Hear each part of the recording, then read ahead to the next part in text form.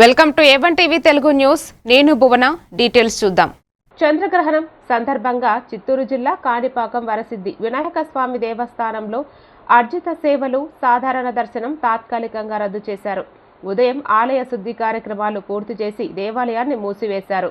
గ్రహణం ముగిసిన అనంతరం సాయంత్రం 6:30 ఆలయ శుద్ధి కార్యక్రమాలు నిర్వహించి స్వామివారికి ఏకాంత సేవలు నిర్వహిస్తారు. బుధవారం ఉదయం నుంచి యథావిధిగా అర్జిత సేవలు, సాధారణ దర్శనం ప్రారంభమవుతాయని దేవస్థానం ఈవో పెంచల కిషోర్ తెలిపారు. ప్రధాన అర్చకులు శేఖర్ స్వామి గోకుల్ మాట్లాడుతూ శాస్త్రోక్త విధానాల ప్రకారం గ్రహణ సమయంలో సేవలను నిలిపివేసి శుద్ధి అనంతరం ఏకాంత సేవ నిర్వహించినట్లు వెల్లడించారు. భక్తులు ఈ విషయాన్ని గమనించి బుధవారం నుంచి స్వామివారి దర్శనానికి హాజరు కావాలని దేవస్థానం అధికారులు ఆదేశించారు. అన్ని సేవలు ఈరోజు రద్దు.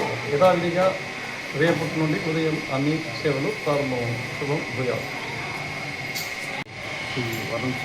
స్వయంభూ వరసిద్ధి వినాయక స్వామి దేవస్థానం గ్రహణం సందర్భంగా దేవాలయాన్ని మూసివేయబడింది.